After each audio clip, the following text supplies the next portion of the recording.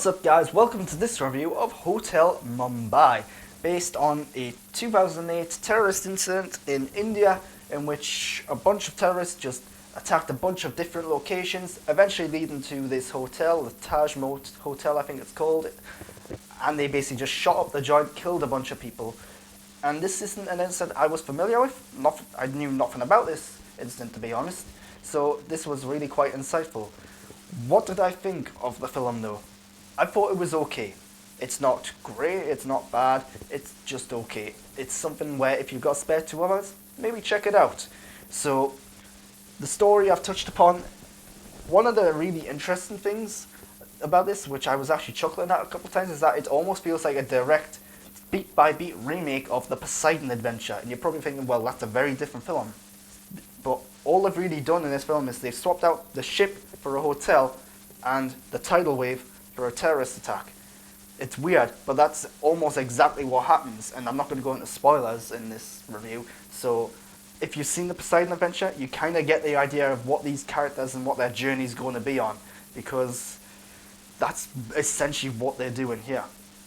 The incident itself happened over a 12-hour period, and this brings up some of the biggest problems with the film, in that they are doing time jumps throughout this film, throughout the actual 12-hour period. So for example, you'll go from hour 5 to like hour 6, and then it'll do like a 2-hour jump to hour 9 or whatever. And because of these time jumps, there are clearly things happening in these gaps where we, the audience, aren't being filled in on certain story elements. So for example, without going into too much spoilers, between one time jump and another, the hotel gets set on fire. Yeah, they don't really touch on how it gets set on fire or why it gets set on fire. We know that the terrorists are being ordered around by someone, and so we know that's why it's happening, but we never see it happening. It's just right, next thing you know, it's on fire. So that's a little frustrating. Why didn't we see that a bit more? Why didn't it delve into that a bit more? And there are other instances like this throughout the film. So for example, at one point, we see characters in one location traveling slowly through the hotel, clearly going to a certain location in the hotel. Then there's a 2-hour time jump, and they're still traveling through the hotel. It's weird how they've done that. Some of the editing and the way they've done the time jumps doesn't quite work out that well. So yeah, the story though is enjoyable. I don't know how accurate it is. Again, I'm not familiar with this actual incident. So yeah, that's the story. The characters are probably the weakest part of the film. They are pretty one-note, pretty basic. If you've seen any like disaster movie or any film where the characters are like hostages or victims of such attacks, you kind of know what to expect. There's always one who's a bit of a douche who you just want to smack. There's always the ones that are being judged by the other characters in there. One of the things I really like about this film is that it does dive into the idea that, hey, not all Asian Muslims are terrorists. Not all of them are someone you should fear. So at one point there's an older English woman who asks one of the waiters working at the hotel if they can remove their turban and if they can get rid of their beard because they don't trust them. And obviously that's like really like, oh my god, you can't say that. But that's something that happens in the film, and then I like how that's handled in the film, and that the character who she's talking about goes up to her and says, hey, look, here's my family, here's my kids. This is what this turban and this beard symbolizes. It's got meaning. You shouldn't fear me by any means. So I like how that touches on that, and it's obviously opening up that, hey, you can't just group everyone into one group, say like, hey, you're Muslim, therefore you're a terrorist. You can't do that. So I like how it touches on that in certain points. But otherwise, the characters are your stereotypical kind of one-note victims. They are panicking and screaming for most of the film. They are acting on their own basic needs and desires because they are trying to survive. There's not much more to them than that. Some of them do get fleshed out here and there, but yeah, nothing to call home about. Armie Hammer's in there. Dev Patel, I think, is great in the lead role. And you've got Jason Isaacs in there as well. One of the characters, I will say, really interesting because doesn't quite feel like he belongs in this film. There's clearly something hidden about them, a big secret about this character, which we do eventually find out. But then it's so abrupt that it's like, what's the point in that? So, for example, it's constantly hinting that maybe there's some dark secret here. We then find out the dark secret, and then all of a sudden it's completely pointless and irrelevant. So yeah, that's odd. But then, speaking of the characters and the way that the story pans out, this is a film that's trying to be realistic and trying to be grounded, and it's also trying to be shocking and surprising. So much so that there are characters in this film who just die. So rather than them going out in like a hail of fire or getting this big dramatic death scene or whatever, they're just bang, shot dead out of nowhere. And it's not quite shocking or surprising because none of these characters I particularly cared for, but it does feel like there's a lot of wasted potential in there. So like I said, one of the characters, we finally find out their big secret, and then bang, they're dead.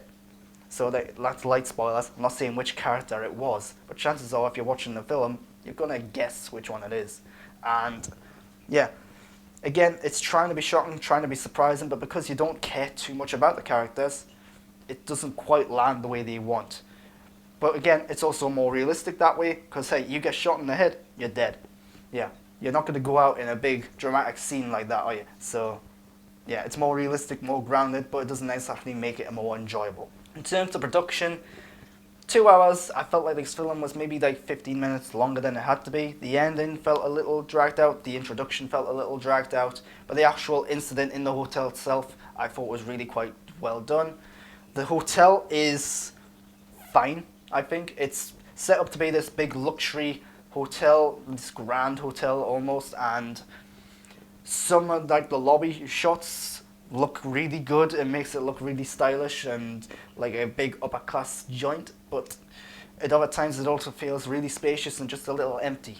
So yeah, I feel like this film was done on a budget, and some of the more set decoration and the design and the mise-en-scène was cut down a little bit because of that. But maybe I'm wrong, maybe that's exactly what the hotel looks like, I don't know. Cinematography is fine. It's not a gorgeous film by any means, there's just nothing really to call home about. Directing and pacing works fine. Again, I think the build-up to establish all the characters and get them in the hotel is a little longer than it needs to be. And then the ending, I think, is also a little longer than it needs to be. But otherwise, it's a pretty good film. I'm not going to go into spoilers, there's not much more to say about it. It's an okay film. I do recommend it if you've got a spare 2 hours and nothing else to watch. You might enjoy it. And one of the final things I want to touch on now that I've just remembered is that it's 2019 now. This incident happened in 2008, and it is another example of, hey, here's these group of Muslims who are very religious, apparently, and they're terrorists. We're in 2019 now, though, and it's very clear in 2019 that Muslims and terrorism aren't always connected. You don't have to be a Muslim to be a terrorist. Not all terrorists are Muslims. There are white terrorists, there are Christian terrorists, there are terrorists of all different shapes and sizes and colours and religions. So why now are we doing another story where there are stereotypical Muslim terrorists? What is the point behind this? What is the purpose behind this? What are you trying to say that's different from all the other films and TV shows that have painted the Muslims and terrorism to be like this? And that's the big question which I simply can't answer. I don't think this film has an answer to that. I don't think there's anything in this film that's trying to set itself apart from all the other terrorist thrillers, disaster incidents of the past. So yeah, it feels like, what is the purpose of this film other than to just try and establish yet again that, hey, Muslims are terrorists, which of course we know isn't entirely true.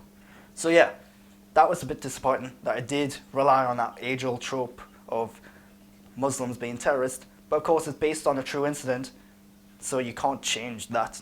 If that's how it was, that's how it was. But at the same time, it's like, why are you telling this story now? Why do we need to know this story now? We've got a bunch of other stories just like it almost. So what are you adding that's new? And I don't think it does anything that really justifies it that way on. But yeah, that's my review of Hotel Mumbai. It's an alright film. Give it a watch if you want, and subscribe to my channel. If you've liked this video, if you like my other content, subscribe to my channel. I really appreciate it. Give me a thumbs up as well if you want. Leave comments of feedback down below, and follow me on Twitter and Instagram at @the_Grant Burton. And of course, thanks for watching.